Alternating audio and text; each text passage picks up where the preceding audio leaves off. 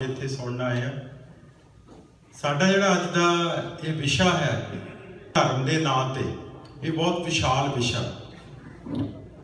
ਸਿੰਘ ਸਾਹਿਬ ਨਾਲ ਗੱਲ ਹੋ ਰਹੀ ਸੀ ਤਾਂ ਇਹਨਾਂ ਨੇ ਕਿਹਾ ਕਿ ਇਸ ਵਿਸ਼ੇ ਦੇ ਵਿੱਚ ਬਹੁਤ ਕੁਝ ਕਵਰ ਹੋ ਸਕਦਾ, ਕਿਉਂਕਿ ਧਰਮ ਦੇ ਨਾਂ ਦੇ ਉੱਪਰ ਹਿੰਦੁਸਤਾਨ ਦੇ ਖਿੱਤੇ ਵਿੱਚ ਜੇ ਅਸੀਂ ਦੇਖੀਏ, ਇਤਿਹਾਸ ਦੇ ਮੁਤਾਬਕ, ਗੁਰਬਾਣੀ ਦੇ ਮੁਤਾਬਕ ਕਈ ਹਜ਼ਾਰ ਸਾਲਾਂ ਤੋਂ ਜਾਤੀਆਂ ਦੇ ਜਿਨਸੀ ਵੰਡਾਂ ਦੇ ਆਧਾਰ ਤੇ, ਕਰਮ ਕਾਂਡ ਦੇ ਆਧਾਰ ਤੇ, ਵਹਿਮ ਭਰਮ ਦੇ ਜਾਲ ਦੇ ਵਿੱਚ ਲੋਕਾਂ ਦੇ ਉੱਪਰ ਜ਼ੁਲਮ ਢਾਏ ਜਾ ਰਹੇ ਆ। ਇਹ ਕੋਈ ਅੱਜ ਦੀ ਗੱਲ ਨਹੀਂ। ਜਿਹੜੇ ਵਿਸ਼ਿਆਂ ਨੂੰ ਧਰਮ ਦੇ ਨਾਂ ਤੇ ਅਸੀਂ ਕਹਿ ਕੇ ਆਮ, ਜਦੋਂ ਕਿਤੇ ਜੇ ਮੈਂ ਲੇਟੈਸਟ ਘਟਨਾ ਦੀ ਗੱਲ ਕਰਾਂ, ਨਿਊਯਾਰਕ ਦੇ ਗੁਰਦੁਆਰੇ ਦੇ ਵਿੱਚ ਲੜਾਈ ਹੁੰਦੀ ਹੈ ਤਾਂ ਅਸੀਂ, ਸਾਡੇ ਬਹੁਤ ਸਾਰੇ ਵੀਰ WhatsApp ਤੇ ਉਹ ਆਪਣੇ ਆਪ ਨੂੰ ਵੱਖ ਕਰ ਲੈਂਦੇ ਆ। ਦੇਖੋ ਜੀ, ਗੁਰਦੁਆਰਿਆਂ ਦੇ ਵਿੱਚ ਧਰਮ ਦੇ ਨਾਂ ਤੇ ਇਹ ਹੋ ਰਿਹਾ, ਗੁਰਦੁਆਰਿਆਂ ਦੇ ਵਿੱਚ ਧਰਮ ਦੇ ਨਾਂ ਤੇ ਇਹ ਗੱਲ ਹੋ ਰਹੀ ਹੈ, ਜਦਕਿ ਜਾਤੀ ਜ਼ਿੰਦਗੀ ਦੇ ਵਿੱਚ ਆਮ ਲੁਕਾਈ ਉਹ ਬਹੁਤ ਕੁਝ ਕਰਦੀ ਆ, ਜਿਹੜਾ ਅਸੀਂ ਖਬਰਾਂ ਦੇ ਵਿੱਚ ਸੁਣਦੇ ਆ। ਪਰ ਜਦੋਂ ਉਸ ਨੂੰ ਧਰਮ ਦੇ ਨਾਲ ਜੋੜ ਦਿੱਤਾ ਜਾਂਦਾ ਤਾਂ ਸਾਡੀਆਂ ਲੁਕਾਈ ਦੀਆਂ ਜਿਹੜੀਆਂ ਆਸ਼ਾਵਾਂ ਹੁੰਦੀਆਂ, ਉਮੀਦਾਂ ਹੁੰਦੀਆਂ, ਉਹਨਾਂ ਦੇ ਉੱਪਰੋਂ ਹੋਰ ਵੀ ਵੱਧ ਜਾਂਦੀਆਂ। ਸੋ ਤਕਰੀਬਨ ਅਸੀਂ ਜਦੋਂ ਇਤਿਹਾਸ ਵੱਲ ਦੇਖਦੇ ਹਾਂ, ਉਹਨਾਂ ਸੂਰਮਿਆਂ ਦੀ, ਮੈਂ ਕਹਾਂ ਉਹਨਾਂ ਗੁਰਮੁਖਾਂ ਦੀ ਅਸੀਂ ਗੱਲ ਕਰਦੇ ਹਾਂ, ਜਿਨ੍ਹਾਂ ਦੇ ਵਿੱਚ ਭਾਵੇਂ ਪ੍ਰਹਲਾਦ ਜੀ, ਅਜਾਮਲ, ਗਣਕਾ ਜੀ, ਵਾਲਮੀਕ, ਬਾਬਾ ਕਬੀਰ ਜੀ, ਬਾਬਾ ਫਰੀਦ ਜੀ, ਜਿੰਨੇ ਵੀ ਭਗਤੀ ਲਹਿਰ ਦੇ ਸਮੇਂ ਇਹ ਸੂਰਬੀਰ ਹੋਏ, ਇਹਨਾਂ ਨੇ ਉਸ ਸਮੇਂ ਦੇ ਵਿੱਚ ਜੋ ਬ੍ਰਾਹਮਣਵਾਦ ਦਾ ਧਰਮ ਦੇ ਆਲੇ ਦੁਆਲੇ ਬੁਣਿਆ ਹੋਇਆ ਜਾਲ ਸੀ, ਉਸ ਨੂੰ ਚੈਲੰਜ ਕੀਤਾ ਸੀ। ਇੱਕ ਪਾਸੇ ਜਿਹੜੇ ਬ੍ਰਾਹਮਣਵਾਦ ਦੇ ਹਮਾਇਤੀ ਸਨ, ਉਹਨਾਂ ਨੇ ਇਹਨਾਂ ਗੁਰਮੁਖਾਂ ਨੂੰ, ਮੈਂ ਕਹਾਂ, ਜਾਂ ਜਾਗੇ ਹੋਏ ਇਨਸਾਨਾਂ ਨੂੰ ਛਡਾਉਣ ਦੇ ਲਈ, ਨੀਵੇਂ ਦਿਖਾਉਣ ਦੇ ਲਈ ਇਹਨਾਂ ਨੂੰ ਦੁਸ਼ਟ ਵੀ ਕਿਹਾ, ਮਲੇਸ਼ ਵੀ ਕਿਹਾ, ਪਾਪੀ, ਬੇਸਵਾ, ਬਹੁਤ ਕੁਝ ਕਿਹਾ ਗਿਆ। ਦੂਸਰੇ ਪਾਸੇ ਜਦੋਂ ਅਸੀਂ ਦੇਖਦੇ ਹਾਂ ਕਿ ਦੇਵੀ ਦੇਵਤਿਆਂ ਤੇ ਪੁਜਾਰੀ, ਕਰਮਕਾਂਡੀ ਬ੍ਰਾਹਮਣਵਾਦ ਦੇ ਜਿਹੜੇ ਪੈਰੋਕਾਰ ਦਰਸਾਉਣ ਲਈ ਉਹਨਾਂ ਲੋਕਾਂ ਨੇ ਹੀ ਇਹਨਾਂ ਦੇ ਨਾਵਾਂ ਦੇ ਉੱਤੇ ਬਹੁਤ ਸਾਰੀਆਂ ਕਹਾਣੀਆਂ ਘੜ ਕੇ ਪ੍ਰਚਲਿਤ ਕੀਤੀਆਂ। ਉਹ ਕਹਾਣੀਆਂ ਵੱਖ-ਵੱਖ ਗ੍ਰੰਥਾਂ ਦੇ ਰੂਪ ਦੇ ਵਿੱਚ ਧਰਮ ਦੇ ਨਾਂ ਦੇ ਉੱਤੇ ਉਹ ਸਾਡੇ ਤੱਕ ਪਹੁੰਚੀਆਂ। ਅਸੀਂ ਕੋਈ ਲੇਖਾ ਜੋਖਾ ਆਪ ਕਰਨ ਦੀ ਥਾਂ ਤੇ ਕਿ ਅਸੀਂ ਦੇਖੀਏ ਕਿ ਗੁਰਦੁਆਰਿਆਂ ਨੂੰ ਅਸੀਂ ਇੱਕ ਪਾਸੇ ਸਾਡੇ ਗੁਰੂ ਦੇ ਸਕੂਲ ਕਹਿੰਦੇ ਆ, ਸਕੂਲ ਦੇ ਵਿੱਚ ਭਾਵੇਂ ਉਹ ਕਿਸੇ ਵੀ ਤਰ੍ਹਾਂ ਦਾ ਸਕੂਲ ਅੱਜ ਦੇ ਸਮੇਂ ਅਨੁਸਾਰ ਹੋਵੇ, ਤਾਂ ਉੱਥੇ ਜਿਹੜਾ ਵੀ ਕੋਈ ਪ੍ਰਚਾਰ ਕਰਦਾ, ਕੋਈ ਗੱਲ ਕਰਦਾ, ਉਸ ਦੀ ਕੁਆਲੀਫਿਕੇਸ਼ਨ ਹੁੰਦੀ ਹੈ, ਉਹਨਾਂ ਦਾ ਸਿਲੇਬਸ ਹੁੰਦਾ, ਉਹ ਕਿੱਥੋਂ ਗੱਲ ਕਰਦੇ ਆ। ਪਰ ਸਾਡਾ ਦਿਖਾਂਤ ਇਹ ਬਣ ਗਿਆ ਕਿ ਧਰਮ ਦੇ ਨਾਂ ਦੇ ਹੇਠ, ਧਰਮ ਦੀ ਆੜ ਦੇ ਹੇਠ ਅਸੀਂ ਸਾਡੀਆਂ ਸਟੇਜਸ ਦੇ ਉੱਪਰੋਂ ਬ੍ਰਾਹਮਣਵਾਦ ਨੂੰ ਪ੍ਰਫੁੱਲਿਤ ਕਰਨ ਵਾਲੀਆਂ ਗੱਲਾਂ ਜ਼ਿਆਦਾ ਕੀਤੀਆਂ। ਖੁਦ ਇਹ ਨਹੀਂ ਦੇਖ ਸਕੇ ਕਿ ਗੁਰਮਤਿ ਦੇ ਵਿੱਚ, ਗੁਰਬਾਣੀ ਦੇ ਆਇਨੇ ਦੇ ਵਿੱਚ, ਦਰਪਣ ਦੇ ਵਿੱਚ ਅਸਲ ਦੇ ਵਿੱਚ ਗੁਰੂ ਸਾਹਿਬ ਨੇ ਉਸ ਪਰੰਪਰਾ ਬਾਰੇ ਕੀ ਕਿਹਾ ਹੈ। ਅਸੀਂ ਪਰੰਪਰਾਵਾਂ ਦੇ ਅਧੀਨ ਹੋ ਕੇ ਜਾਂ ਕਿਸੇ ਇਨਸਾਨ ਦੇ ਅਧੀਨ ਹੋ ਕੇ, ਕਿਉਂਕਿ ਅਸੀਂ ਜਦੋਂ ਵੀ ਧਰਮ ਨੂੰ ਦੇਖਿਆ ਹੈ ਤਾਂ ਅਸੀਂ ਬੰਦੇ ਦੇ ਜ਼ਰੀਏ ਧਰਮ ਦੇ ਨਾਲ ਲਕਾਈ ਜ਼ਿਆਦਾ ਜੁੜੀ ਹੈ, ਜਦਕਿ ਗੁਰੂ ਸਾਹਿਬ ਨੇ ਸਾਨੂੰ ਸ਼ਬਦ ਗੁਰੂ ਗ੍ਰੰਥ ਸਾਹਿਬ ਦੇ ਵਿੱਚ ਜੋ ਸ਼ਬਦ ਗੁਰੂ ਹੈ ਉਸ ਨੂੰ ਸਮਝਣ ਦੀ ਪ੍ਰੇਰਨਾ ਦਿੱਤੀ ਸੀ। ਜਦੋਂ ਸਿੰਘ ਸਾਹਿਬ ਗੱਲ ਕਰ ਰਹੇ ਸਨ, ਇਹਨਾਂ ਨੇ ਕਈ ਬੜੇ ਕੀਮਤੀ ਨੁਕਤੇ ਸਾਡੇ ਅੱਗੇ ਰੱਖੇ ਸਨ। ਮੈਂ ਕੱਲ ਵੀ ਗੱਲ ਕੀਤੀ ਸੀ ਤਾਂ ਉਸ ਦੇ ਵਿੱਚ ਗੱਲ ਹੋ ਰਹੀ ਸੀ ਕਿ ਜਦੋਂ ਧਰਮ ਦੀ ਗੱਲ ਚੱਲਦੀ ਹੈ ਤਾਂ ਵਿਚਾਰ ਹੋਣੀ ਬਹੁਤ ਜ਼ਰੂਰੀ ਹੈ, ਡਾਇਲਾਗ ਹੋਣਾ ਬਹੁਤ ਜ਼ਰੂਰੀ ਹੈ, ਕਿਉਂਕਿ ਵਿਚਾਰ ਦੇ ਵਿੱਚੋਂ ਗਿਆਨ ਜਨਮ ਲੈਂਦਾ, ਗਿਆਨ ਦੇ ਵਿੱਚੋਂ ਧਰਮ ਜਨਮ ਲੈਂਦਾ। ਇਹ ਗੁਰਬਾਣੀ ਕਹਿੰਦੀ ਹੈ। ਧਰਮ ਦੇ ਵਿੱਚੋਂ ਗੁਣ ਜਨਮ ਲੈਂਦੇ ਆ ਤੇ ਗੁਣਾਂ ਦੇ ਵਿੱਚੋਂ ਗੁਣੀ ਜਨਮ ਲੈਂਦਾ। ਤੇ ਜਦੋਂ ਉਹ ਗੁਣਾਂ ਨੂੰ ਲੈ ਕੇ ਅਸੀਂ ਆਪਣੇ ਪ੍ਰੋਫੈਸ਼ਨ ਦੇ ਵਿੱਚ ਵਿਚਰਦੇ ਹਾਂ, ਫਿਰ ਉਹ ਸਾਡੇ ਥਰੂ ਉਹ ਗੁਣ ਦਿਸਦੇ ਆ ਕਿ ਹਾਂ, ਇਹ ਧਰਮੀ ਹੈ। ਇਹ ਗੁਰੂ ਦੀ ਬਾਣੀ ਦੀ ਜਿਹੜੀ ਗੱਲ ਗੁਰੂ ਗ੍ਰੰਥ ਸਾਹਿਬ ਵਿੱਚ ਹੋ ਰਹੀ ਆ, ਉਹ ਇੱਥੇ ਕਰ ਰਹੇ। ਸੋ ਇਹ ਵਿਸ਼ਾ ਬਹੁਤ ਵਿਸ਼ਾਲ ਆ। ਅੱਜ ਸਾਡੇ ਕੋਲ ਸਿੱਖ ਪੰਥ ਦੇ ਸਿਰਮੌਰ ਸ਼ਖਸੀਅਤ ਸਿੰਘ ਸਾਹਿਬ ਪ੍ਰੋਫੈਸਰ ਦਰਸ਼ਨ ਸਿੰਘ ਜੀ ਖਾਲਸਾ ਪਹੁੰਚੇ ਆ। ਇਹਨਾਂ ਨੂੰ ਅਸੀਂ ਸਮੂਹ ਇਲਾਕੇ ਦੀ ਸੰਗਤ ਵੱਲੋਂ ਸਾਰਿਆਂ ਵੱਲੋਂ ਜੀ ਆਇਆਂ ਨੂੰ ਆਖਦੇ ਹਾਂ। ਇਸੇ ਤਰ੍ਹਾਂ ਸਤਿਕਾਰਯੋਗ ਵੀਰ ਚਮਕੌਰ ਸਿੰਘ ਜੀ ਸੈਕਰਾਮੈਂਟੋ ਤੋਂ ਪਹੁੰਚੇ ਹਨ। ਵੀਰ ਜੀ ਸਰਬਜੀਤ ਸਿੰਘ ਜੀ ਇਹ ਵੀ ਸੈਕਰਾਮੈਂਟੋ ਤੋਂ ਪਹੁੰਚੇ ਹਨ। ਡਾਕਟਰ ਗੁਰਮੀਤ ਸਿੰਘ ਜੀ ਬਰਸਾਲ ਇਹ ਸੈਕਰਾਮੈਂਟੋ ਤੋਂ ਪਹੁੰਚੇ ਹਨ। ਵੀਰ ਬਲਰਾਜ ਸਿੰਘ ਜੀ ਸਪੋਕੇਨ, ਬਹੁਤ ਸਾਰੇ ਸਾਡੇ ਵਰਲਡ ਸਿੱਖ ਫੈਡਰੇਸ਼ਨ ਦੇ ਵੀਰ ਇੱਥੇ ਅੱਜ ਸਾਡੇ ਕੋਲੇ ਪਹੁੰਚੇ ਆ। ਅਸੀਂ ਸਾਰਿਆਂ ਨੂੰ ਜੀ ਆਇਆਂ ਆਖਦੇ ਹਾਂ, ਸਮੂਹ ਸੰਗਤ ਨੂੰ ਜੀ ਆਇਆਂ ਆਖਦੇ ਹਾਂ। ਤੇ ਇਸ ਸੈਮੀਨਾਰ ਦਾ ਜਿਹੜਾ ਮੁੱਖ ਉਦੇਸ਼ ਆ, ਮੁੱਖ ਮੰਤਵ ਆ, ਉਹ ਹੈ ਕਿ ਵਿਚਾਰ ਦੀ ਆਰੰਭਤਾ ਕਰਨੀ, ਵਿਵੇਕ ਬੁੱਧੀ ਨਾਲ ਅਸੀਂ ਐਨਾਲਿਸਿਸ ਕਰ ਸਕੀਏ, ਸਮਝ ਸਕੀਏ ਗੱਲ ਨੂੰ। ਫਿਰ ਉਸ ਗੱਲ ਦੇ ਵਿੱਚੋਂ ਸਵਾਲ ਜਨਮ ਲੈਂਦੇ ਆ, ਉਹ ਨੈਚੁਰਲ ਆ। ਜਦੋਂ ਸਵਾਲ ਜਨਮ ਲੈਂਦਾ, ਅਸੀਂ ਸਵਾਲ ਨੂੰ ਉਸ ਦਾ ਜਵਾਬ ਲੱਭਾਂਗੇ ਤਾਂ ਆਪਣੇ ਆਪ ਸਾਡੀ ਗਰੋਥ ਹੁੰਦੀ ਆ। ਉਹ ਗਰੋਥ ਇਸ ਰੂਪ ਦੇ ਵਿੱਚ ਹੋਵੇ ਕਿ ਅੱਜ ਜੋ ਕੁਝ ਅਸੀਂ ਇੱਥੇ ਸੁਣੀਏ, ਅਸੀਂ ਉਸ ਬਾਰੇ ਸੋਚੀਏ ਤੇ ਫਿਰ ਉਸ ਦੇ ਉੱਤੇ ਰਿਫਲੈਕਟ ਕਰੀਏ। ਜਦੋਂ ਅਸੀਂ ਇੱਥੋਂ ਜਾਈਏ, ਇਹ ਨਾ ਹੋਵੇ ਕਿ ਸਾਡੇ ਮਨਾਂ ਦੇ ਵਿੱਚ ਫਿਰ ਵੀ ਸਵਾਲ ਹੋਣ। ਵੱਧ ਤੋਂ ਵੱਧ ਯਤਨ ਕੀਤਾ ਜਾਵੇਗਾ ਕਿ ਤੁਹਾਡੇ ਸਾਰਿਆਂ ਦੇ ਜੋ ਵੀ ਮਨਾਂ ਦੇ ਵਿੱਚ ਸਵਾਲ ਆ, ਉਹਨਾਂ ਨੂੰ ਐਡਰੈਸ ਕੀਤਾ ਜਾਵੇ। ਮੈਂ ਵੀਰ ਲਵਨੀਤ ਸਿੰਘ ਨੂੰ ਕਹਿਣਾ ਕਿ ਸਾਡੇ ਕੋਲ ਛੋਟੇ ਨੋਟ ਕਾਰਡਸ ਹੈਗੇ ਆ, ਪੈਨਸਲਾਂ ਹੈਗੀਆਂ ਇੱਥੇ ਸਕੂਲ ਦੇ ਪਿੱਛੇ ਬਾਕਸ ਪਿਆ, ਆਪਾਂ ਸੰਗਤ ਦੇ ਵਿੱਚ ਉਹ ਵੀ ਮੁਹੱਈਆ ਕਰਵਾ ਦੇਵਾਂਗੇ। ਜੇਕਰ ਕਿਸੇ ਨੇ ਕੋਈ ਸਵਾਲ ਲਿਖਣਾ, ਜਦੋਂ ਕੋਈ ਬੁਲਾਰਾ ਬੋਲੇਗਾ, ਤੁਸੀਂ ਉਹ ਲਿਖ ਵੀ ਸਕਦੇ ਹੋ, ਤਾਂ ਕਿ ਉਹ ਕਈ ਵਾਰ ਆਪਣੇ ਲੈਕਚਰ ਦੇ ਦੌਰਾਨ ਹੀ ਉਸ ਗੱਲ ਦਾ ਜਵਾਬ ਦੇ ਸਕੇ। ਨਹੀਂ ਤਾਂ ਬਾਅਦ ਦੇ ਵਿੱਚ ਵੀ ਆਪਾਂ ਸਵਾਲ ਜਵਾਬ ਦਾ ਸੈਸ਼ਨ ਆ ਉਹ ਆਪਾਂ ਇਸੇ ਤਰ੍ਹਾਂ ਰੱਖਾਂਗੇ। ਤੇ ਕੁਝ ਇੱਕ ਹਾਊਸਕੀਪਿੰਗ ਬੇਨਤੀਆਂ ਕਿ ਚਾਹ ਪਾਣੀ ਆਪਾਂ ਛਕ ਲਿਆ, ਇਸ ਤੋਂ ਉਪਰੰਤ ਆਪਣੇ ਲੰਗਰ ਦੀ ਬ੍ਰੇਕ ਆਪਾਂ ਲਵਾਂਗੇ, ਉਹ ਵੀ ਸੀਮਿਤ ਸਮੇਂ ਦੇ ਵਿੱਚ ਅੱਧੇ ਘੰਟੇ ਦੀ ਬ੍ਰੇਕ ਹੋਵੇਗੀ। ਸੋ ਆਪਣੇ ਤਕਰੀਬਨ 4 ਲੈਕਚਰ 20 ਮਿੰਟ ਦੇ ਲੰਗਰ ਦੀ ਬ੍ਰੇਕ ਤੋਂ ਬਾਅਦ, ਜਿਹੜੀ ਕਿ ਮੈਨੂੰ ਲੱਗਦਾ ਸਮੇਂ ਦੇ ਅਨੁਸਾਰ ਆਪਾਂ ਤਕਰੀਬਨ 12:50 ਤੱਕ ਕਰਾਂਗੇ। ਤੇ ਉਸ ਤੋਂ ਬਾਅਦ ਸਿੰਘ ਸਾਹਿਬ, ਇਹਨਾਂ ਦਾ ਖੁੱਲਾ ਸਮਾਂ ਹੈ। ਇਹਨਾਂ ਨੂੰ ਕਿਹਾ ਕਿ ਅੱਜ ਜੋ ਵੀ ਵਿਚਾਰਾਂ ਹੋਣਗੀਆਂ, ਇਹਨਾਂ ਨੇ ਉਸ ਦੇ ਉੱਪਰ ਰਿਫਲੈਕਟ ਕਰਨਾ ਤੇ ਆਪਣੇ ਵਿਚਾਰ ਉਹ ਸਾਡੇ ਨਾਲ ਉਹਨਾਂ ਦੀ ਸਾਂਝ ਪਾਉਣੀ ਹੈ। ਸੋ ਹੁਣ ਮੈਂ ਸਭ ਤੋਂ ਪਹਿਲਾਂ ਗੁਰਦੁਆਰਾ ਸਿੰਘ ਸਭਾ ਫਰੈਜ਼ਨੋ ਦੇ ਸਾਡੇ ਇੱਥੇ ਮੁੱਖ ਸੇਵਾਦਾਰ ਭਾਈ ਮਲਕੀਤ ਸਿੰਘ ਜੀ ਕਰਨਾਲ ਨੂੰ ਬੇਨਤੀ ਕਰਾਂਗਾ ਕਿ ਇਹ 5-7 ਮਿੰਟ ਦੇ ਲਈ ਅੱਜ ਜੋ ਧਰਮ ਦੇ ਨਾਂ ਤੇ, ਜਦੋਂ ਅਸੀਂ ਇਹ ਵਿਸ਼ਾ ਇਸ ਦੇ ਉੱਪਰ ਗੱਲ ਕਰ ਰਹੇ ਸਾਂ ਕਿ ਸੈਮੀਨਾਰ ਦਾ ਕੀ ਨਾਂ ਰੱਖਿਆ ਜਾਵੇ, ਤੇ ਇਸ ਤੇ ਬਹੁਤ ਕੁਝ ਆ ਜਾਂਦਾ, ਤਾਂ ਇਹਨਾਂ ਦਾ ਇਹ ਸੁਝਾਅ ਸੀ ਕਿ ਧਰਮ ਦੇ ਨਾਂ ਦੇ ਉੱਪਰ ਆਪਾਂ ਗੱਲਬਾਤ ਕਰੀਏ। ਧਰਮ ਦੇ ਨਾਂ ਤੇ ਅੱਜ ਜੋ ਕੁਝ ਹੋ ਰਿਹਾ, ਸੋ ਸਭ ਤੋਂ ਪਹਿਲਾਂ ਮੈਂ ਇਹਨਾਂ ਨੂੰ ਬੇਨਤੀ ਕਰਾਂਗਾ ਕਿ ਇਹ ਆ ਕੇ ਤਕਰੀਬਨ 5 ਜਾਂ 7 ਮਿੰਟਾਂ ਦੇ ਲਈ ਵਿਚਾਰ ਰੱਖਣ ਤੇ ਅੱਜ ਦੇ ਗੁਰਮਤਿ ਸੈਮੀਨਾਰ ਦੀ ਇਹ ਆਰੰਭਤਾ ਕਰਨ, ਜਿਸ ਦੇ ਨਾਲ ਸਾਡੇ ਕੋਲ ਇੱਕ ਐਂਕਰ ਪੁਆਇੰਟ ਬਣ ਜਾਵੇਗਾ ਕਿ ਇੱਥੋਂ ਗੱਲ ਇਸ ਪਾਸੇ ਵੱਲ ਹੁਣ ਚੱਲੇਗੀ।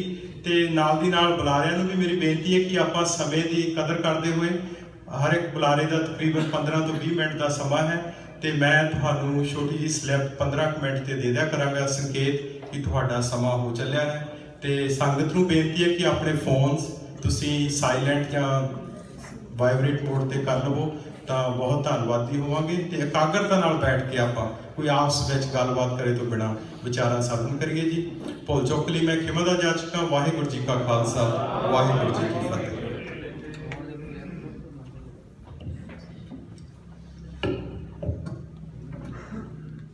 ਸਨਮਾਨਯੋਗ ਸਤਿਗੁਰੂ ਗੁਰੂ ਗ੍ਰੰਥ ਸਾਹਿਬ ਮਹਾਰਾਜ ਜੀ ਨੂੰ ਹਾਜ਼ਰ ਨਾਜ਼ਰ ਜਾਣਦਿਆਂ ਹੋਇਆਂ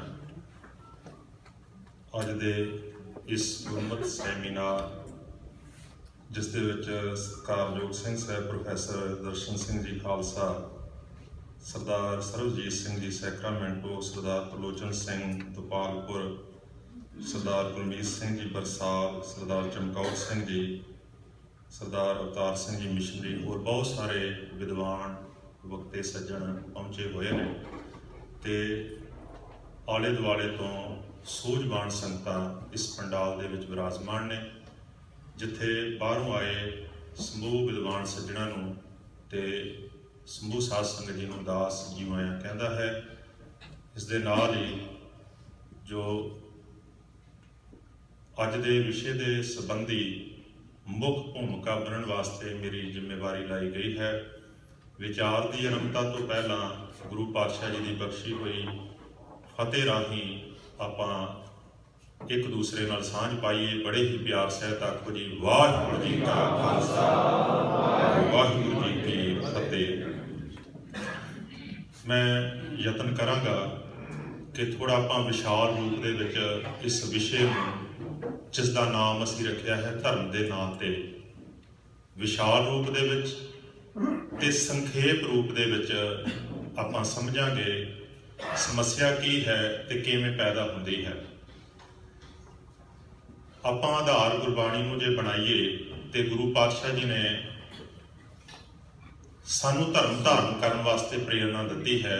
ਔਰ ਇੱਕ ਗੱਲ ਸਤਿਗੁਰੂ ਜੀ ਨੇ ਸਾਨੂੰ ਸਮਝਾਈ, ਨਹਿ ਬਿਲੰਬ ਧਰਮੰ ਬਿਲੰਬ ਪਾਪੰ। ਧਰਮ ਧਾਰਨ ਕਰਨ ਤੋਂ ਗੁਰੇਜ਼ ਜਾਂ ਦੇਰੀ ਨਹੀਂ ਕਰਨੀ ਚਾਹੀਦੀ।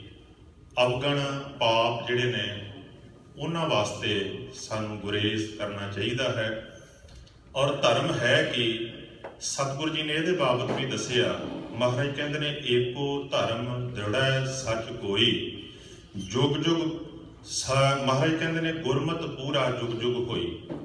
ਕਿ ਧਰਮ ਅਸਲ ਵਿੱਚ ਹੈ ਕਿ ਸੱਚ। ਹਰ ਇੱਕ ਸਮੇਂ ਦੇ ਵਿੱਚ ਮਨੁੱਖ ਪੂਰਨ ਪੁਰਖ ਹੋ ਸਕਦਾ ਹੈ, ਸੰਪੂਰਨ ਜੀਵਨ ਜਿਉ ਸਕਦਾ ਹੈ, ਬਸ਼ਰਤੇ ਕਿ ਉਸ ਧਰਮ ਨੂੰ ਜੇ ਸੱਚ ਨੂੰ ਧਾਰਨ ਕਰੇ। ਔਰ ਸੁਖਮਨੀ ਸਾਹਿਬ ਦੇ ਵਿੱਚ ਮਹਾਰਾਜ ਨੇ ਉਹਦੀ ਪਰਿਭਾਸ਼ਾ ਦਿੱਤੀ ਹੈ, ਸਰਬ ਧਰਮ ਮਹਿ ਸ੍ਰੇਸ਼ਟ ਧਰਮ, ਹਰਿ ਕੋ ਨਾਮ ਜਪ ਨਿਰਮਲ ਕਰਮ। ਨਿਰਮਲ ਕਰਮ ਕਰਨੇ, ਪਰਮੇਸ਼ਰ ਦੀ ਯਾਦ ਦੇ ਵਿੱਚ ਸੁਚੱਜਾ ਜੀਵਨ ਜਿਉਣਾ, ਇਹੀ ਧਰਮ ਹੈ। ਜੇ ਇਹਨੂੰ ਆਪਾਂ ਐਵੇਂ ਕਹੀਏ, ਧਰਮ ਦਾ ਅਰਥ ਹੈ ਸੱਚ, ਧਰਮ ਦਾ ਅਰਥ ਹੈ ਸਤਿਗੁਣ, ਪਵਿੱਤਰ ਜੀਵਨ, ਨਿਰਮਲਤਾਈ, ਸ਼ੁਭ ਗੁਣ। ਧਰਮ ਦਾ ਅਰਥ ਹੈ ਕਿ ਸਭ ਦੇ ਵਿੱਚ ਉਸ ਨਿਰੰਕਾਰ ਨੂੰ ਮਹਿਸੂਸ ਕਰਨਾ, ਸਭ ਨੂੰ ਆਪਣੇ ਜਾਣ ਕੇ ਕਿਸੇ ਪ੍ਰਕਾਰ ਦੀ ਨਫ਼ਰਤ ਅਤੇ ਬੁਰੀਆਈ, ਐਸੇ ਅਵਗੁਣਾਂ ਤੋਂ ਗੁਰੇਜ਼ ਕਰਨਾ। ਇਹਦੇ ਉਤੋਂ ਉਲਟ ਜੇ ਆਪਾਂ ਅਧਰਮ ਦੀ ਗੱਲ ਕਰੀਏ ਤੇ ਅਧਰਮ ਦੇ ਵਿੱਚ ਕੀ ਹੈ? ਝੂਠ ਹੈ, ਪਖੰਡ ਹੈ, ਨਫ਼ਰਤ ਹੈ, ਈਰਖਾ ਹੈ, ਜਾਤੀਗਤ ਔਰ ਰੰਗ ਦੇ ਆਧਾਰ ਤੇ ਇੱਕ ਦੂਸਰੇ ਦੇ ਕੋਲੋਂ ਭੇਦ ਭਾਵ ਕਰਨਾ, ਇਹ ਤਾਂ ਆਦਿਕ ਇਹ ਸਾਰਾ ਕੁਝ ਅਧਰਮ ਹੈ। ਜਿਹੜਾ ਅਧਰਮ ਹੈ ਇਹਦੇ ਵਿੱਚ ਸੋਚ ਸੰਕੀਰਨ ਹੈ। ਅਧਰਮ ਉਹ ਹੈ ਜਿਹਦੇ ਵਿੱਚ ਮਨੁੱਖ ਧਰਮ ਦੇ ਨਾਂ ਤੇ ਸਮਾਜ ਦੀ ਲੁੱਟ ਖਸੁੱਟ ਕਰਦਾ ਹੈ, ਜਾਂ ਧਰਮ ਦੇ ਨਾਂ ਤੇ ਕਿਸੇ ਮਨੁੱਖ ਨੂੰ ਛੋਟਾ ਤੇ ਬੌਣਾ ਸਮਝ ਕੇ ਆਪਣੇ ਆਪ ਨੂੰ ਬਹੁਤ ਉੱਚਾ ਸਮਝਦਾ ਹੈ। ਤੋ ਗੁਰੂ ਪਾਤਸ਼ਾਹ ਜੀ ਨੇ ਸਾਨੂੰ ਧਰਮ ਧਾਰਨ ਕਰਨ ਵਾਸਤੇ ਪ੍ਰੇਰਨਾ ਦਿੱਤੀ। ਔਰ ਮੈਂ ਇੱਕ ਗੱਲ ਕਹਾਂ, ਆਮ ਹੀ ਦੁਨੀਆ ਦੇ ਧਰਮ ਸ਼ਾਸਤਰੀ ਇੱਕ ਉਦਾਹਰਨ ਦਿੰਦੇ ਨੇ ਕਿ ਧਰਮ ਦੁੱਧ ਦੇ ਨਿਆਈ ਹੁੰਦਾ ਹੈ, ਔਰ ਧਰਮ ਹੈ ਹੀ ਸੱਚ। ਕੋਈ ਵੀ ਦੁਨੀਆ ਦੇ ਖਿੱਤੇ ਦੇ ਵਿੱਚ ਜੇ ਧਰਮ ਦੀ ਗੱਲ ਕਰੇਗਾ ਤੇ ਉਹਨੂੰ ਸੱਚ ਦੀ ਹੀ ਗੱਲ ਕਰਨੀ ਪਏਗੀ, ਕਿਉਂਕਿ ਧਰਮ ਹੈ ਹੀ ਸੱਚ। ਦੂਸਰੇ ਪਾਸੇ ਜਿਹੜਾ ਅਧਰਮ ਹੈ ਉਹ ਪਖੰਡੇ ਤੇ ਝੂਠ ਹੈ। ਹੁਣ ਉਹਨੂੰ ਪਰਿਭਾਸ਼ਿਤ ਕੁਝ ਲੋਕ ਕਿਵੇਂ ਕਰਦੇ ਨੇ, ਉਹ ਕਹਿੰਦੇ ਨੇ ਵੀ ਜਿਵੇਂ ਗਾਂ ਦਾ ਰੰਗ ਲਾਲ ਹੋ ਸਕਦਾ ਹੈ, ਕਾਲਾ ਹੋ ਸਕਦਾ ਹੈ, ਡੱਬ ਖੜੱਬਾ ਹੋ ਸਕਦਾ ਹੈ, ਪਰ ਗਾਂ ਦਾ ਜਿਹੜਾ ਦੁੱਧ ਹੁੰਦਾ ਹੈ ਉਹ ਸਫੈਦ ਹੀ ਹੁੰਦਾ ਹੈ, ਚਿੱਟਾ ਹੀ ਹੁੰਦਾ ਹੈ। ਇਹ ਨਹੀਂ ਕਿ ਜੇ ਕਾਲੇ ਰੰਗ ਦੀ ਗਾਂ ਹੈ ਤੇ ਉਹ ਕਾਲਾ ਦੁੱਧ ਦੇਵੇਗੀ, ਲਾਲ ਰੰਗ ਦੀ ਗਾਂ ਹੈ ਤੇ ਉਹ ਲਾਲ ਦੁੱਧ ਦੇਵੇਗੀ। ਖਿਆਲ ਕਰਿਓ, ਵਿਸ਼ਵ ਵਿਆਪਕ ਪੱਧਰ ਦੇ ਜੇ ਆਪਾਂ ਗੱਲ ਕਰੀਏ ਤਾਂ ਧਰਮ ਦਾ ਆਧਾਰ ਸੱਚ ਹੀ ਹੈ। ਉਹਨੂੰ ਕਿਸੇ ਵੀ ਰੂਪ ਦੇ ਵਿੱਚ ਕੋਈ ਵਿਅਕਤੀ ਜਿਉਣ ਦਾ ਯਤਨ ਕਰ ਰਿਹਾ ਹੈ, ਬਾਹਰੀ ਪਹਿਰਾਵਾ ਕੁਝ ਵੀ ਹੋ ਸਕਦਾ ਹੈ, ਪਰ ਧਰਮ ਦਾ ਆਧਾਰ ਸੱਚ ਹੁੰਦਾ ਹੈ। ਲੇਕਿਨ ਧਰਮ ਦੇ ਨਾਂ ਤੇ ਅਧਰਮ ਕਿਵੇਂ ਫੈਲਦਾ ਹੈ, ਬਸ ਇਹ ਗੱਲ ਕਹਿ ਕੇ ਮੈਂ ਨਾਲ ਹੀ ਸਮਾਪਤੀ ਕਰ ਦੇਣੀ। ਅਸਲ ਦੇ ਵਿੱਚ ਧਰਮ ਦਾ ਮੂਲ ਆਧਾਰ, ਜਿਹੜੇ ਉਸ ਧਰਮ ਨੂੰ ਆਰੰਭ ਕਰਨ ਵਾਲੇ ਧਰਮ ਗੁਰੂ ਪੈਗੰਬਰੀ ਪੁਰਖ ਹੁੰਦੇ ਨੇ, ਤੇ ਧਰਮ ਦਾ ਮੁੱਖ ਆਧਾਰ ਧਰਮ ਗ੍ਰੰਥ ਹੋਇਆ ਕਰਦਾ ਹੈ। ਜਿਵੇਂ ਮਾਨੋ ਕਿ ਆਪਾਂ ਸਿੱਖੀਜ਼ਮ ਦੀ ਗੱਲ ਕਰੀਏ, ਸਿੱਖ ਧਰਮ ਦਾ ਆਧਾਰ ਕੀ? ਗੁਰੂ ਗ੍ਰੰਥ ਸਾਹਿਬ ਜੀ ਮਹਾਰਾਜ। ਜੇ ਆਪਾਂ ਭਾਰਤ ਦੇ ਵਿੱਚ ਸਨਾਤਨ ਧਰਮ ਦੀ ਗੱਲ ਕਰੀਏ, ਉਹਨਾਂ ਦਾ ਆਧਾਰ ਵੇਦ ਨੇ। ਜੇ ਆਪਾਂ ਈਸਾਈਅਤ ਦੀ ਗੱਲ ਕਰੀਏ ਤੇ ਉਹਦਾ ਆਧਾਰ ਬਾਈਬਲ ਹੈ, ਕੁਰਾਨ ਇਸਲਾਮ ਦਾ ਆਧਾਰ ਹੈ। ਲੇਕਿਨ ਆਪਾਂ ਜਦੋਂ ਵੇਖਦੇ ਹਾਂ ਹੈਰਾਨ ਹੋ ਜਾਂਦੇ ਹਾਂ ਕਿ ਇਹ ਜਿੰਨੇ ਵੀ ਦੁਨੀਆ ਦੇ ਵਿਸ਼ਵ ਵਿਆਪੀ ਧਰਮ ਨੇ, ਧਰਮ ਦੇ ਨਾਂ ਤੇ ਉਹਨਾਂ ਦੇ ਕੋਲ ਹੋਰ ਬਹੁਤ ਕੁਝ ਹੈ ਜਿਹਨੂੰ ਜ਼ਿਆਦਾ ਪ੍ਰਚਾਰਿਆ ਜਾਂਦਾ ਹੈ। ਜਿਵੇਂ ਇਸਲਾਮ ਦਾ ਜਿਹੜਾ ਮੌਲਿਕ ਧਰਮ ਹੈ ਜੇ ਕੁਰਾਨ ਦੇ ਵਿੱਚ ਹੈ, ਲੇਕਿਨ ਦੂਸਰੇ ਪਾਸੇ ਜਿਹੜਾ ਧਰਮ ਇਸਲਾਮ ਪ੍ਰਚਾਰ ਰਹੀ ਹੈ, ਜਿਹਦੇ ਕਰਕੇ ਇਸਲਾਮ ਨੂੰ ਅੱਤਵਾਦੀ ਧਰਮਾਂ 'ਚ ਬਿਆਨਿਆ ਜਾ ਰਿਹਾ ਹੈ, ਉਹ ਧਰਮ ਹਦੀਸ ਦਾ ਹੈ। ਇੱਕ ਪਾਸੇ ਹਦੀਸ ਦਾ ਧਰਮ ਹੈ, ਇੱਕ ਪਾਸੇ ਕੁਰਾਨ ਦਾ ਧਰਮ ਹੈ। ਇੱਕ ਪਾਸੇ ਵੇਦ ਦਾ ਧਰਮ ਹੈ, ਦੂਸਰੇ ਪਾਸੇ ਪੁਰਾਣਾਂ ਦਾ ਧਰਮ ਹੈ। ਇੱਕ ਪਾਸੇ ਬੁੱਧ ਦਾ ਧਰਮ ਹੈ ਧੰਪਦ ਦੇ ਵਿੱਚ, ਪਰ ਦੂਸਰੇ ਪਾਸੇ ਭਿਕਸ਼ੂਆਂ ਦਾ ਧਰਮ ਜਿਹੜਾ ਹੈ ਉਹ ਜ਼ਿਆਦਾ ਪ੍ਰਚਾਰਿਆ ਜਾ ਰਿਹਾ। ਇਸੇ ਪ੍ਰਕਾਰ ਇੱਕ ਪਾਸੇ ਸਿੱਖ ਧਰਮ ਦਾ ਮੌਲਿਕ ਸਿਧਾਂਤ ਗੁਰੂ ਗ੍ਰੰਥ ਸਾਹਿਬ ਹੈ, ਪਰ ਜਿਹੜਾ ਧਰਮ ਪ੍ਰਚਾਰਿਆ ਜਾ ਰਿਹਾ ਉਹ ਜਨਮ ਸਾਖੀਆਂ ਨੇ, ਉਹ ਗੁਰੂ ਬਿਲਾਸ ਨੇ, ਜਾਂ ਉਹ ਜਿਹੜਾ ਧਰਮ ਹੈ ਉਹ ਵਿਚਿੱਤਰ ਨਾਟਕ ਦੇ ਗ੍ਰੰਥ ਰੂਪ ਦੇ ਵਿੱਚ ਹੈ। ਹੁਣ ਇਹ ਜਿਹੜਾ ਧਰਮ ਦੇ ਨਾਂ ਤੇ ਚੀਜ਼ਾਂ ਪੈਦਾ ਹੁੰਦੀਆਂ ਨੇ, ਹੁਣ ਪੈਦਾ ਕਿਉਂ ਹੁੰਦੀਆਂ ਨੇ? ਕਿਉਂਕਿ ਆਪਣੇ ਫਾਇਦੇ ਵਾਸਤੇ ਜਦੋਂ ਕੁਝ ਧਰਮ ਆਚਾਰੀਆ ਸੋਚਦੇ ਨੇ, ਕਿਉਂਕਿ ਜਿਹੜਾ ਸੱਚ ਹੈ ਉਹਦੇ ਵਿੱਚ ਸ਼ੋਸ਼ਣ ਨਹੀਂ, ਉਹਦੇ ਵਿੱਚ ਲੁੱਟ ਖਸੁੱਟ ਨਹੀਂ ਹੈ। ਮਨੁੱਖ ਆਪਣੇ ਫਾਇਦਿਆਂ ਵਾਸਤੇ, ਜਾਂ ਐਵੇਂ ਕਹਿ ਲਓ ਧਰਮ ਪੁਰੋਹਿਤ, ਧਰਮ ਆਚਾਰੀਆ ਆਪਣੇ ਫਾਇਦਿਆਂ ਵਾਸਤੇ ਜਦੋਂ ਮੌਲਿਕ ਧਰਮ ਦੀ ਆਪਣੇ ਢੰਗ ਨਾਲ ਵਿਆਖਿਆ ਕਰਦੇ ਨੇ, ਉਸ ਵਿਆਖਿਆ ਦੇ ਨਾਂ ਤੇ ਉਹ ਫਿਰ ਜਦੋਂ ਗ੍ਰੰਥ ਲਿਖਦੇ ਨੇ, ਸਮਾਂ ਪਾ ਕੇ ਕਈ ਸਾਲ ਜਾਂ ਕਈ ਸਦੀਆਂ ਜਦੋਂ ਗੁਜ਼ਰ ਜਾਂਦੀਆਂ ਨੇ, ਤੇ ਜਿਹੜਾ ਧਰਮ ਦਾ ਮੌਲਿਕ ਸਿਧਾਂਤ ਹੁੰਦਾ ਹੈ ਉਹ ਕੇਵਲ ਧਰਮ ਗ੍ਰੰਥ ਵਿੱਚ ਸੀਮਿਤ ਰਹਿ ਜਾਂਦਾ ਹੈ। ਪਰ ਉਹਦੇ ਨਾਲੋਂ ਜ਼ਿਆਦਾ ਪ੍ਰੈਫਰੈਂਸ, ਉਹਦੇ ਨਾਲੋਂ ਜ਼ਿਆਦਾ ਮਹਾਨਤਾ ਜਿਹੜੀ ਹੈ ਉਹ ਉਸ ਧਰਮ ਗ੍ਰੰਥ ਦੇ ਨਾਮ ਦੇ ਉੱਪਰ ਆਚਾਰੇ ਹੋਏ, ਬਣਾਏ ਹੋਏ ਗ੍ਰੰਥਾਂ ਨੂੰ ਦਿੱਤੀ ਜਾਂਦੀ ਹੈ। ਇਸ ਪ੍ਰਕਾਰ ਧਰਮ ਦਾ ਮੌਲਿਕ ਰੂਪ ਕੁਝ ਹੋਰ ਹੋ ਜਾਂਦਾ ਹੈ, ਤੇ ਧਰਮ ਦਾ ਵਿਗੜਿਆ ਹੋਇਆ ਰੂਪ ਜਿਹੜਾ ਹੈ ਉਹਨੂੰ ਪਰੰਪਰਾ ਦੇ ਨਾਂ ਤੇ ਇੰਨਾ ਜ਼ਿਆਦਾ ਪ੍ਰਚਾਰਿਤ ਕੀਤਾ ਜਾਂਦਾ ਹੈ ਕਿ ਜਿਹੜਾ ਬੰਦਾ ਉਸ ਪਰੰਪਰਾ ਨੂੰ ਤੋੜੇਗਾ ਉਹਨੂੰ ਕਿਹਾ ਜਾਂਦਾ ਹੈ ਕਿ ਇਹ ਬੰਦਾ ਨਾਸਤਿਕ ਹੈ, ਇਹ ਧਰਮ ਵਿਰੋਧੀ ਹੈ। ਉਹਦੇ ਮੌਤ ਦੇ ਫਰਮਾਨ ਜਿਹੜੇ ਨੇ ਉਹ ਜਾਰੀ ਕਰਨ ਦਾ ਯਤਨ ਕੀਤਾ ਜਾਂਦਾ, ਜਾਂ ਉਹਨੂੰ ਧਰਮ ਦੇ ਵਿੱਚੋਂ ਛੇਕਣ ਦਾ ਯਤਨ ਕੀਤਾ ਜਾਂਦਾ ਹੈ, ਜਿਵੇਂ ਆਮ ਤੌਰ ਤੇ ਅੱਜ ਸਾਡੇ ਵਿੱਚ ਵੀ ਵਾਪਰ ਰਿਹਾ। ਆਪਾਂ ਐਵੇਂ ਕਹਿ ਸਕਦੇ ਹਾਂ ਦੂਜੇ ਧਰਮਾਂ ਨੂੰ ਵੀ ਕੰਪੈਰੀਟਿਵਲੀ ਜੇ ਆਪਾਂ ਵਿਚਾਰੀਏ ਸਿੱਖ ਧਰਮ ਦੇ ਨਾਲ, ਤੇ ਖਿਆਲ ਕਰਿਓ ਸਿੱਖੀ ਕੁਝ ਹੋਰ ਹੈ ਪਰ ਸਿੱਖ ਕੁਝ ਹੋਰ ਬਣਿਆ ਫਿਰਦਾ ਹੈ, ਇਸਲਾਮ ਕੁਝ ਹੋਰ ਹੈ ਪਰ ਮੁਸਲਮਾਨ ਕੁਝ ਹੋਰ ਹੈ, ਈਸਾਈਅਤ ਕੁਝ ਹੋਰ ਹੈ ਪਰ ਈਸਾਈ ਕੁਝ ਹੋਰ ਬਣਿਆ ਫਿਰਦਾ ਹੈ। ਕਿਉਂਕਿ ਇਸਲਾਮ ਜੋ ਹੈ ਉਹ ਕੀ ਹੈ, ਹਦੀਸ ਇਸਲਾਮ ਬਣ ਚੁੱਕੀ ਹੈ। ਜਨਮ ਸਾਖੀਆਂ, ਪੁਰਾਣੇ ਰਹਿਤਨਾਮੇ ਜਿਹੜੇ ਧਰਮ ਦੇ ਨਾਂ ਤੇ ਉਚਾਰਨ ਕੀਤੇ ਨੇ, ਵਿਚਿੱਤਰ ਨਾਟਕ ਜੋ ਧਰਮ ਦੇ ਨਾਂ ਤੇ ਉਚਾਰਨ ਕੀਤਾ ਹੋਇਆ ਹੈ, ਉਹ ਸਿੱਖ ਧਰਮ ਬਣ ਚੁੱਕਿਆ ਹੈ। ਇਸੇ ਪ੍ਰਕਾਰ ਜੋ ਭਿਕਸ਼ੂਆਂ ਨੇ ਉਚਾਰਿਆ ਉਹ ਬੋਧੀ ਧਰਮ ਬਣ ਚੁੱਕਿਆ। ਲੇਕਿਨ ਜਿਹੜੇ ਧੰਪਟ ਨੇ ਉਹਨਾਂ ਦਾ ਜਿਹੜਾ ਧਰਮ ਹੈ ਉਹ ਕੁਝ ਵੱਖਰਾ ਹੈ। ਹੁਣ ਇਹ ਸਭ ਕਾਸੇ ਦੇ ਵਿੱਚੋਂ ਬਾਹਰ ਨਿਕਲਣ ਦਾ ਤਰੀਕਾ ਕੀ ਹੈ? ਮੂਲ ਨੂੰ ਸਟੱਡੀ ਕੀਤਾ ਜਾਏ। ਜਿੰਨੇ ਸਮੇਂ ਤੱਕ ਆਪਾਂ ਮੂਲ ਨੂੰ ਨਹੀਂ ਵਾਚਦੇ, ਆਪਾਂ ਧਰਮ ਦੇ ਸੱਚ ਨੂੰ ਨਹੀਂ ਸਮਝ ਸਕਦੇ। ਜੇ ਆਪਾਂ ਸਿੱਖ ਧਰਮ ਦੀ ਹੁਣ ਗੱਲ ਕਰੀਏ ਦੂਜਿਆਂ ਨੂੰ ਛੱਡ ਕੇ, ਜੇ ਸਿੱਖੀ ਨੂੰ ਸਮਝਣਾ ਹੈ, ਸਿੱਖਾਂ ਵੱਲ ਵੇਖਣ ਦੀ ਲੋੜ ਨਹੀਂ, ਜਾਂ ਆਪਾਂ ਇਹ ਕਹੀਏ ਫਲਾਣੀ ਘਟਨਾ ਐਵੇਂ ਵਾਪਰੀ, ਜਿਵੇਂ ਆਮ ਹੀ ਸਾਨੂੰ ਇਮੋਸ਼ਨਲ ਬਲੈਕਮੇਲ ਕੀਤਾ ਜਾਂਦਾ ਹੈ ਸਾਖੀਆਂ ਦੇ ਰਾਹੀਂ, ਪੁਰਾਣੀਆਂ ਕੁਝ ਘਟਨਾਵਾਂ ਦੇ ਰਾਹੀਂ, ਪਰੰਪਰਾਵਾਂ ਦੇ ਨਾਂ ਤੇ। ਜੇ ਆਪਾਂ ਮੂਲਕ ਧਰਮ ਨੂੰ ਸਮਝਣਾ ਹੈ ਤੇ ਸਾਨੂੰ ਗੁਰੂ ਗ੍ਰੰਥ ਸਾਹਿਬ ਪੜ੍ਹਨਾ ਪਏਗਾ। ਗੁਰੂ ਗ੍ਰੰਥ ਸਾਹਿਬ ਕੀ ਕਹਿੰਦੇ ਨੇ? ਸਾਨੂੰ ਸਾਖੀ ਜਾਂ ਕਿਸੇ ਵੀ ਪ੍ਰਕਾਰ ਦੀ ਪਰੰਪਰਾ ਨੂੰ ਜੇ ਪਰਖਣਾ ਹੈ ਤੇ ਸਾਨੂੰ ਗੁਰੂ ਗ੍ਰੰਥ ਸਾਹਿਬ ਦੇ ਅਨੁਕੂਲ ਪਰਖਣਾ ਪਏਗਾ। ਫਿਰ ਸਾਨੂੰ ਪਤਾ ਲੱਗੇਗਾ ਕਿ ਸਿੱਖੀ ਕੀ ਹੈ। ਇਹ ਨਾ ਵੇਖੀਏ ਕਿੰਨੇ ਕਿਵੇਂ ਦੇ ਵਸਤਰ ਪਾਏ ਨੇ, ਕੌਣ ਕਿਵੇਂ ਜਿਉਂਦਾ ਹੈ, ਕਿਹੜਾ ਡੇਰਾ ਕੀ ਕਹਿੰਦਾ ਹੈ, ਕਿਹੜੀ ਜਥੇਬੰਦੀ ਕੀ ਕਹਿੰਦੀ ਹੈ। ਸਾਨੂੰ ਵੇਖਣਾ ਪਏਗਾ ਗੁਰੂ ਗ੍ਰੰਥ ਸਾਹਿਬ ਜੀ ਮਹਾਰਾਜ ਕੀ ਕਹਿੰਦੇ ਨੇ, ਬਾਣੀ ਕੀ ਕਹਿੰਦੀ ਹੈ। ਜਦੋਂ ਅਸੀਂ ਬਾਣੀ ਦੇ ਆਧਾਰ ਤੇ ਪਰਖਾਂਗੇ ਫਿਰ ਸਾਨੂੰ ਸੱਚਾ ਧਰਮ ਗੁਰੂ ਨਾਨਕ ਪਾਤਸ਼ਾਹ ਜੀ ਦਾ ਅਸਲੀ ਧਰਮ ਸਮਝ ਆਏਗਾ, ਤੇ ਨਾਲ ਹੀ ਇਹ ਸਮਝ ਆਏਗਾ ਕਿ ਧਰਮ ਦੇ ਨਾਂ ਤੇ ਹੋਰ ਕੀ ਕੁਝ ਬਣਿਆ ਹੋਇਆ ਹੈ ਜਿਹੜਾ ਸਾਡਾ ਨਹੀਂ, ਜਿਹੜਾ ਸਾਡਾ ਕੇਵਲ ਪ੍ਰਚਾਰਿਆ ਜਾ ਰਿਹਾ ਪਰ ਹੈ ਅਸਲ ਦੇ ਵਿੱਚ ਪਖੰਡ, ਉਹ ਅਸਲ ਦੇ ਵਿੱਚ ਝੂਠ ਹੈ। ਇਵੇਂ ਕਹਿ ਲਈਏ ਕਿ ਉਹਨਾਂ ਦੇ ਵਿੱਚ ਜਿਹੜਾ ਗੁਰਬਾਣੀ ਦੇ ਆਧਾਰ ਤੇ ਹੈ ਉਹਨੂੰ ਤੇ ਆਪਾਂ ਪ੍ਰਮਾਣ ਕਰ ਸਕਦੇ ਹਾਂ, ਪਰ ਜੋ ਬਾਣੀ ਦੇ ਆਧਾਰ ਤੇ ਨਹੀਂ ਉਹਨੂੰ ਸਾਨੂੰ ਨਕਾਰਨਾ ਪਏਗਾ। ਜਿਵੇਂ ਗੁਰੂ ਨਾਨਕ ਪਾਤਸ਼ਾਹ ਨੇ ਕਿਹਾ ਸੀ, ਜੇ ਜਾਨਸ ਬ੍ਰਹਮੰ ਕਰਮੰ ਸਭ ਫੋਕਟ ਨਿਸ਼ਚਵ ਕਰਮੰ। ਇਸ ਵਾਸਤੇ ਜਦੋਂ ਅਸੀਂ ਬ੍ਰਹਮ ਕਰਮ ਨੂੰ ਜਾਣ ਲਵਾਂਗੇ, ਜਿਹੜਾ ਬ੍ਰਹਮ ਕਰਮ ਗੁਰੂ ਗ੍ਰੰਥ ਸਾਹਿਬ ਮਹਾਰਾਜ ਦੇ ਵਿੱਚ ਹੈ, ਬਾਕੀ ਧਰਮ ਦੇ ਨਾਂ ਤੇ ਜੋ ਕੁਝ ਹੈ, ਜੋ ਵਿਚਾਰਿਆ ਜਾਏਗਾ ਵੱਖ-ਵੱਖ ਵਿਦਵਾਨਾਂ ਦੁਆਰਾ, ਉਹ ਫੋਕਟ ਸਾਨੂੰ ਨਜ਼ਰ ਆਉਣ ਲੱਗ ਪਏਗਾ। ਇਹ ਮੈਂ ਸਿੱਖੀ ਦੇ ਆਧਾਰ ਤੇ ਕਿਹਾ, ਪਰ ਦੂਸਰੇ ਧਰਮਾਂ ਨੂੰ ਵੀ ਜੇ ਆਪਾਂ ਕੰਪੈਰੀਟਿਵਲੀ ਵੇਖੀਏ ਤੇ ਉਹਨਾਂ ਨੂੰ ਵੀ ਆਪਣੇ ਮੌਲਿਕ ਧਰਮ ਗ੍ਰੰਥ ਨੂੰ ਵਿਚਾਰ ਕੇ ਜੋ ਉਹਨਾਂ ਵਿੱਚ ਆਈਆਂ ਹੋਈਆਂ ਰੂੜੀਆਂ ਨੇ ਉਹਨਾਂ ਨੂੰ ਉਹ ਆਪਣੇ ਧਰਮ ਤੋਂ ਦੂਰ ਕਰ ਸਕਦੇ ਨੇ। ਪਰ ਸਾਨੂੰ ਆਪਣੇ ਸ਼ੁੱਧੀਕਰਨ ਵਾਸਤੇ ਗੁਰੂ ਗ੍ਰੰਥ ਸਾਹਿਬ ਮਹਾਰਾਜ ਨੂੰ ਸਟੱਡੀ ਕਰਨਾ ਪਏਗਾ, ਉਹਦੇ ਆਧਾਰ ਤੇ ਵੇਖਣਾ ਪਏਗਾ ਕਿ ਧਰਮ ਦੇ ਨਾਂ ਤੇ ਕਿੰਨਾ ਪਖੰਡ ਜਿਹੜਾ ਹੈ ਉਹ ਫੈਲਿਆ ਹੋਇਆ, ਜਿਹਦੇ ਕਰਕੇ ਸਿੱਖੀ ਦੀ ਦਸ਼ਾ ਤੇ ਦਿਸ਼ਾ ਵਿਗੜੀ ਹੋਈ ਹੈ। ਇਹ ਸਾਰੇ ਪਾਸੇ ਨੂੰ ਅੱਜ ਆਪਾਂ ਸਟੱਡੀ ਕਰਾਂਗੇ। ਹੋਈਆਂ ਭੁੱਲਾਂ ਚੁੱਕਾਂ ਦੀ ਖਿਮਾ। ਵਾਹਿਗੁਰੂ ਜੀ ਕਾ ਖਾਲਸਾ, ਵਾਹਿਗੁਰੂ ਜੀ ਕੀ ਫਤਿਹ। ਇਹ ਸਨ ਭਾਈ ਮਲਕੀਤ ਸਿੰਘ ਜੀ ਕਰਨਾਲ, ਇੱਥੇ ਗੁਰਦੁਆਰਾ ਸਾਹਿਬ ਵਿਖੇ ਪਿਛਲੇ 3 ਸਾਲ ਤੋਂ ਇਹ ਸਾਡੇ ਕੋਲ ਮੁੱਖ ਗ੍ਰੰਥੀ ਦੇ ਤੌਰ ਤੇ ਸੇਵਾ ਕਰ ਰਹੇ ਆ। ਇਹਨਾਂ ਦਾ ਬਹੁਤ ਬਹੁਤ ਧੰਨਵਾਦ। ਇਸੇ ਤਰ੍ਹਾਂ ਦੀਆਂ ਵਿਚਾਰਾਂ ਹਰੇਕ ਐਤਵਾਰ ਦੇ ਦੀਵਾਨ ਦੇ ਵਿੱਚ ਤਕਰੀਬਨ 1 ਘੰਟੇ ਦੇ ਲਈ ਇੱਥੇ ਗੁਰਦੁਆਰਾ ਸਾਹਿਬ ਵਿੱਚ ਹੁੰਦੀਆਂ। ਸੋ ਜਦੋਂ ਤੋਂ ਇਹ ਸਿੰਘ ਸਭਾ ਗੁਰਦੁਆਰਾ ਹੋਣ ਦੇ ਵਿੱਚ ਆਇਆ, ਤਕਰੀਬਨ 27 ਸਾਲ ਹੋ ਚੁੱਕੇ ਆ। ਗੁਰੂ ਗ੍ਰੰਥ ਸਾਹਿਬ ਜੀ ਦੀ ਸੋਚ ਨੂੰ ਰੱਖ ਕੇ, ਮੁੱਖ ਰੱਖ ਕੇ ਗੁਰਮਤਿ ਵਿਚਾਰਾਂ ਤੇ ਗੁਰਮਤਿ ਦੀਵਾਨ ਲਿਖੇ ਜਾਂਦੇ ਆ। ਇਸ ਦੇ ਲਈ ਮੈਂ ਜੋ ਸਾਡੇ ਮੋਢੀ ਬੋਰਡ ਮੈਂਬਰ ਸਾਹਿਬਾਨ ਆ, ਉਹਨਾਂ ਦਾ ਵੀ ਧੰਨਵਾਦ ਕਰਦਾ ਕਿ ਉਹਨਾਂ